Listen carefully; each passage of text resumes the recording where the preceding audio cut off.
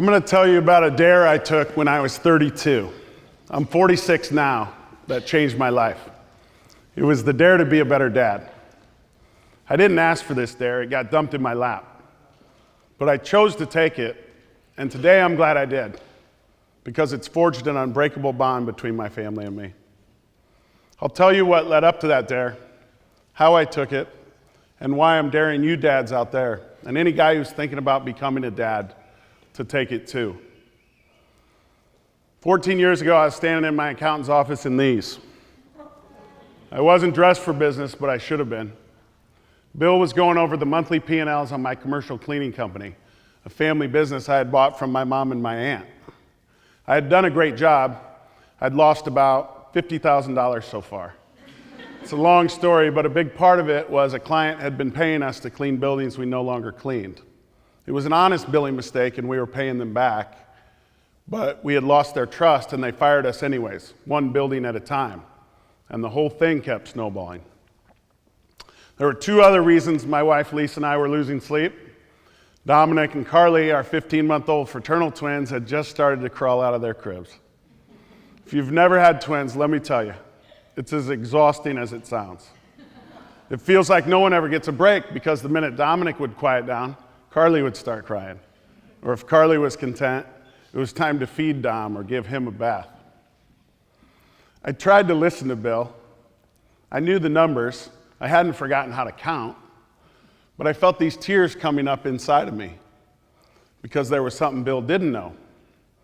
Lisa had just told me she wanted to quit her CPA job that brought in $10,000 a month. Unbeknownst to her, she was my financial safety net. I left that meeting having no idea what to do, so I went back to a tried and true decision-making tool I'd polished throughout college and my short history in the business world. Avoidance. Whenever life got to be too much, my answer was to run from the truth. In this case, I ran to Kansas City with my best friend Sean to watch the Big 12 basketball tournament.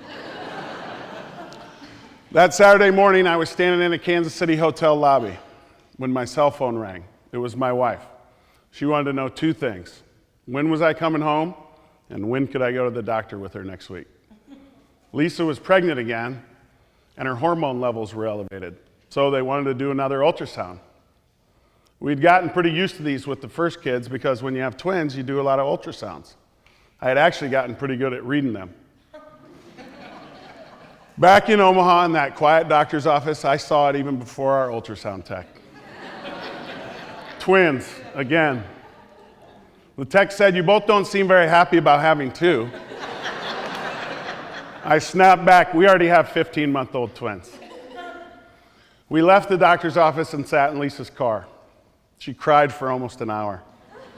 I was out of tears because I had cried all the way home from Kansas City. We cried because we were strapped financially and the twins we already had were exhausting. We cried because we were soon going to be a household of 4 children under the age of 2. We cried because we believed we had nothing left to give. So, that was the dare. I chose to take it because I knew in my heart it was time to stop running. Having another set of twins on the way was a reality not even I could avoid.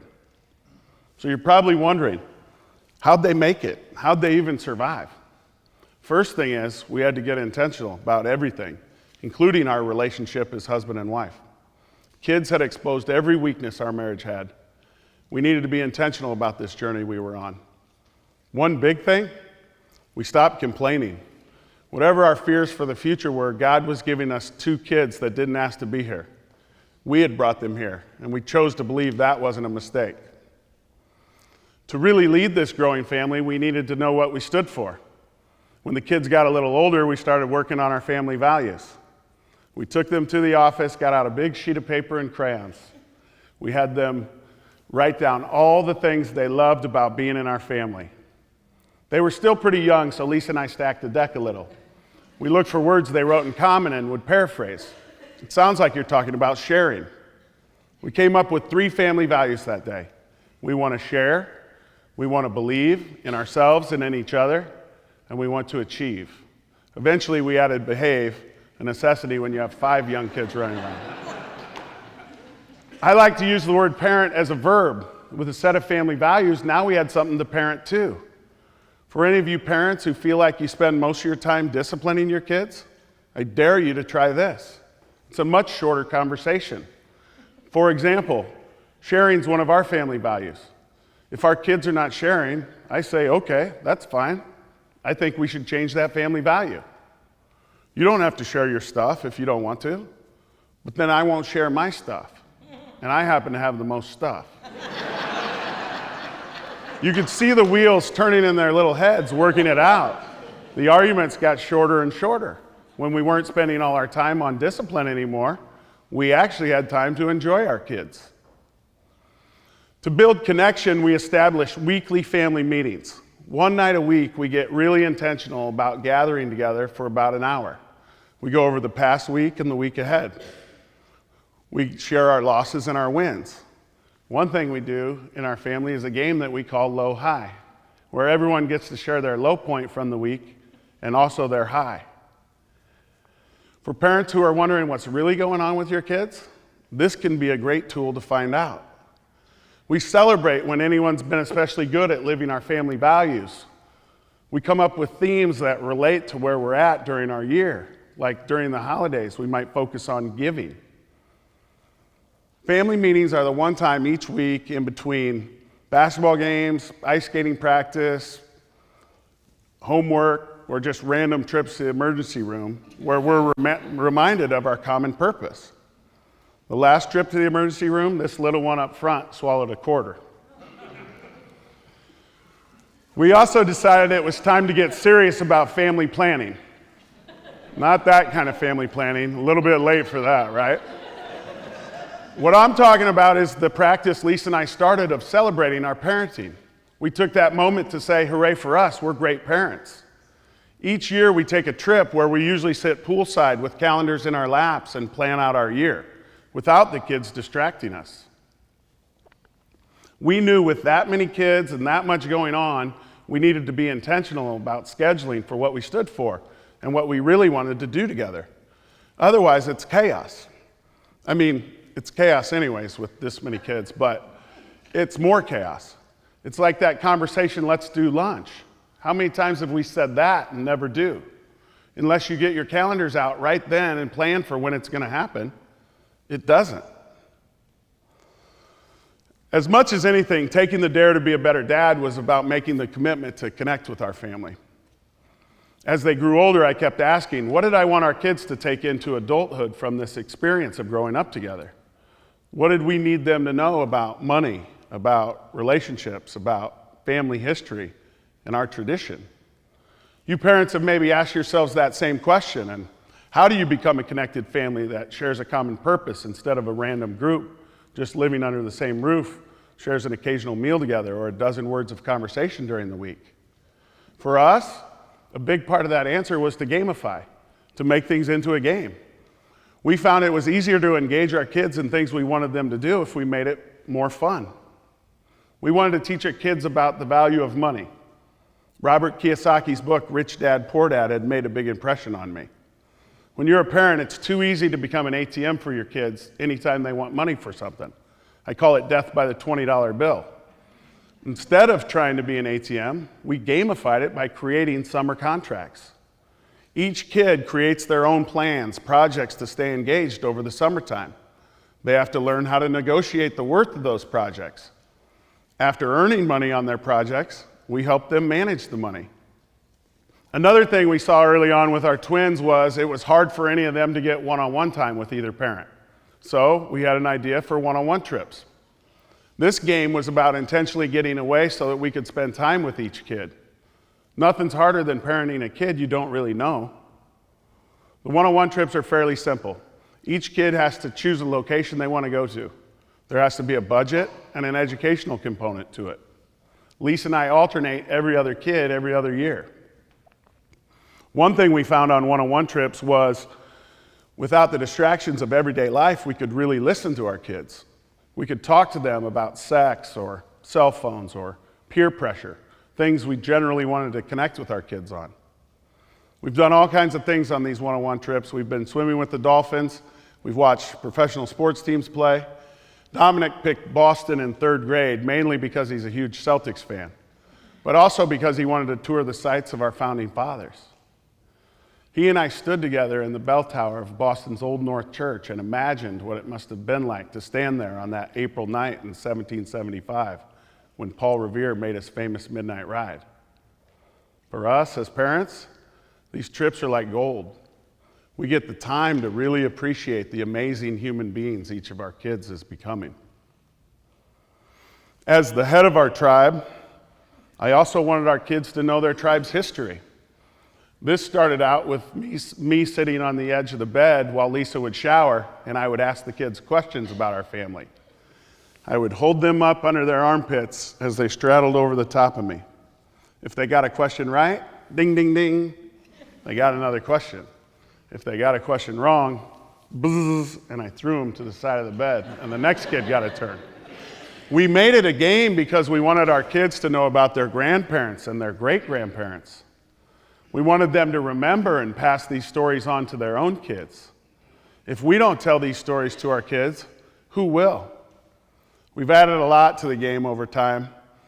On one of her summer contracts, Carly wrote 120 family trivia questions that range from Lisa's grandpa Bobo to Anthony's appearance on the game show Double Dare to the late great Caesar, our family dog.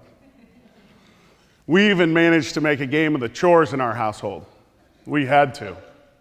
That's a lot of trash. We told our kids we're a carry-your-own-bag organization. Sharing of the chores were the table stakes for being in our family. By allowing their input on their chores, there was communication and collaboration. We used the buddy system because shared tasks were easier for them to commit to. Again, we don't care how it gets done, just that it does, and that we're all working together. FYI, they get no allowance for this. If you're sitting out there thinking, wow, you guys really figured this out, that family must run like a Swiss watch. Don't. There are days when everything hits the wall. Life presses down. I forget to live the family values. I forget to believe, to behave, just like my kids do. That's the cool thing about family values is they're a two-way street. In spite of all of our planning, some days too many things come at us, and we fail to live intentionally. But even on those days, we look for things to celebrate because we're intentional about celebrating too. Lisa and I realize our kids are growing up way too fast, and we're not waiting for the end. We're celebrating this is a good time now. Today, I'm proud to be the dad of this tribe of 7. I'm proud that I took the dare. Actually, you could call it a double dare. My best friend Sean calls Anthony and Teddy the meatball twins because when they were born, he took one look at them and said they're going to eat a lot of meatballs. I'm proud that I took the dare, that I stepped up to the plate, that I ran with the ball. I like sports, if you can't tell. I'm grateful for it all because it would have been so easy to go the other way. Just me running the business and Lisa running our family. And she could have. She didn't need me. There's kind of a pattern that happens in entrepreneurial families like ours that doesn't always have a happy ending. Dads go off and run the business and moms stay home and run the family. Everybody's working, everyone's busy, but there's no common purpose. There's no sense that everyone's working together for the same thing. Day after day, in their separate worlds, mom and dad slowly become strangers. One day they're sitting at the kitchen table, each staring at someone they don't know anymore. The bigger loss is often for dads in those divide and conquer households. I remember leaving a baseball game once, telling my friends I had to go home and put Anthony and Teddy to bed. As I was leaving the stadium, another dad, a friend of mine, caught me behind the concession stand. I heard what you said back there about having to put your kids to bed. My wife ran our family while I was busy running the business, he said. My daughter's 20 today and my son's 18. I look at them every day and I wish I could hold them in my arms. I wish I could read them to bed. Then he said something that really hit me. You don't have to put your kids to sleep. You get to. Dads miss so much when they don't take the dare. If you're a dad sitting out there thinking, well, that looks great for you, but how would it work in my family? I don't even know where to start. My answer is this: start anywhere. There's always a first step. Dive in. Take a chance. Get involved in your family. We shared lots of things that we do in our family. Will it work in yours? Maybe. I don't know if it always works in ours. My son Teddy, on one of his one-on-one trips, wanted to try whitewater rafting when he was 6 years old. On the last day, he jumped off a 30-foot cliff into 42-degree water below. We now call him Tough Teddy because of that leap. I didn't dare him to do it. He felt the dare. But now I'm daring you. Dive in. Take the leap. Dare to dad. The water's a little bit cold at first, but once you're in it, you won't believe how great it feels. Thank you. Thank you very much.